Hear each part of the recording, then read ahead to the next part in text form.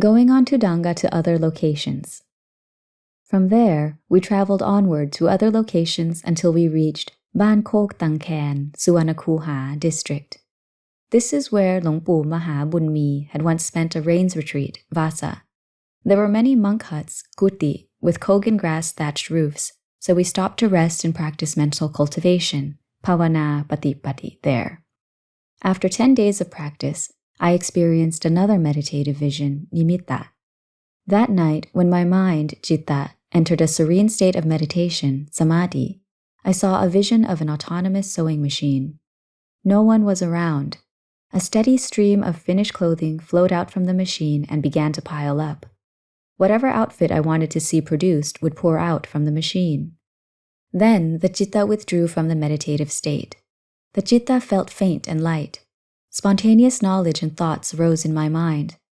I don't know how it happened, but I had acquired an amazingly comprehensive knowledge of everything, regardless of whether it pertained to worldly or Dhamma matters. It was as if I could answer anyone's question about anything. Whether the issues were worldly or Dhamma related, nothing was beyond me. I forced my travel companion, Kruba Kampun, to ask me questions. When he asked a short question, I would reply with a long answer. This annoyed him. After taking our meal, he would disappear into the forest. I felt a great desire to speak the Dhamma to someone and to answer Dhamma questions, because this knowledge was constantly flowing out of me. It got to the point where I could no longer practice. Each day, I had to walk around the temple grounds, hunting for a person to ask me a question or for a person to listen to my Dhamma. One day, a devotee made an offering of sugarcane juice. After having made the offering, he wanted to go home. But I grabbed his arm and said, "Wait, listen to the Dhamma first." So he stayed, and I spoke on the Dhamma for about 2 hours. It was getting dark out. He said, "Kruba, I have to hurry home. The oxen and children are waiting in a small hut. My house is far from here. I ask permission to leave." I don't know where all this Dhamma came from, or how the words flowed and connected as they did. But after that day, the devotee never brought any more sugarcane juice. He had probably had enough of the monk who liked to hear himself talk. Then, when the holy day, Uposatha, arrived, there were around 10 devotees who followed us back to the temple with our food. After we had finished our meal, one of the devotees said, "Kruba, we haven't heard a sermon from a teacher in a long time. We respectfully request a sermon from you." The instant I heard that they wanted to hear the Dhamma within me began to flow in response. Today will be my day to divulge all the Dhamma. I assumed that the Kruba in charge would direct me to give the lecture. As I was preparing myself to deliver the sermon, the Kruba in charge said, "Devotees, we are both newly ordained monks.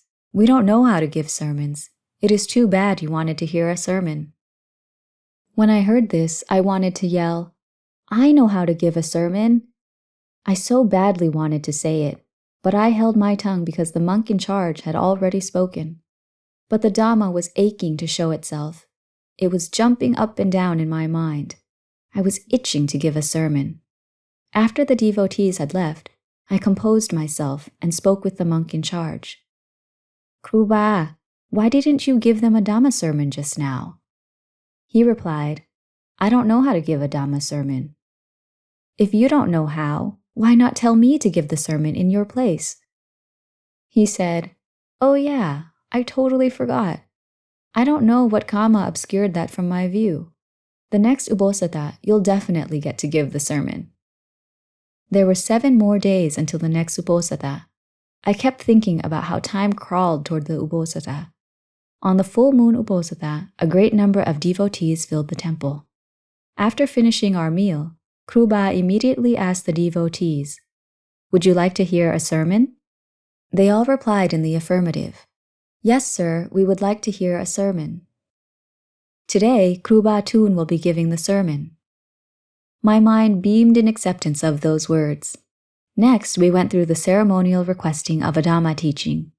I chose Kusala Dhamma, Akusala Dhamma as the lecture topic and expounded on it in an uncommonly elaborate and expansive manner. I don't even know how the words flowed out of me. I concluded the lecture after approximately 1 hour. Then many male devotees crawled toward me, grabbed my feet, and placed them on their heads. They said, "We have listened to sermons from many, and none of them spoke as well as you did. It's amazing that you have only been ordained for 1 vasa and are able to speak on the Dhamma in this manner. Once you have the experience of more vasas, your Dhamma sermons will probably be unrivaled." Everyone, including the monk I was with, acknowledged that I had done an excellent job. No one had ever heard a teacher give such a great sermon on kusala dhamma, akusala dhamma, as I had just done. Thereafter, the devotees returned home. As I was giving the sermon, I had no idea how the Dhamma flowed from me. I thought that after giving the sermon, the Dhamma would surely be exhausted. Little did I know that other topics of Dhamma would sprout in its place. In fact, the new Dhamma was even more plentiful. While all of this was happening to me, I realized that new monks should not expose their knowledge in this way, but I couldn't contain myself. All I wanted to do was give sermons and answer questions. As the desire intensified, I was at a loss for what to do with myself. One day, I went to the bathroom. It was a 1-meter deep hole in the ground with stepping planks on either side of the hole.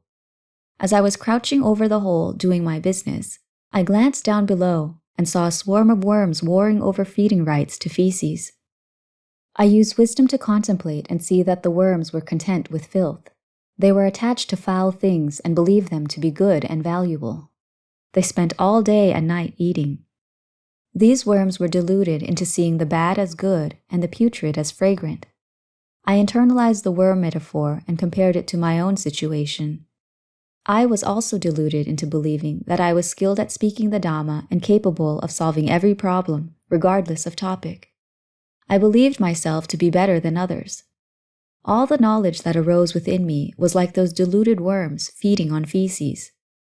As I was defecating and internalizing the metaphor of the worms eating feces, the mind, citta, suddenly settled into a calm state. The well of knowledge and the ability to answer any question instantly dried up and vanished. I could no longer recollect the knowledge. This was how I solved my problem.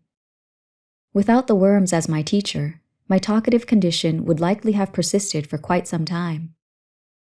Thus, metaphors and examples of Dhamma that can be applied to solve our problems exist everywhere. Only, how thorough and intelligent will you be in applying wisdom to solve your own problems? There are no rituals or specific procedures, like walking meditation, Dhutaṅga, or sitting meditation, required for wisdom contemplations. There is no protocol, for you can contemplate anywhere and at any time. If you know the cause of your problem, you will know where to focus. Then you will be able to draw on a relevant metaphor to quash the cause, resolve the issue, and your problem will simply disappear from your mind. Regardless of the problem's worldly or Dhamma nature, you can always contemplate it in a comprehensive manner.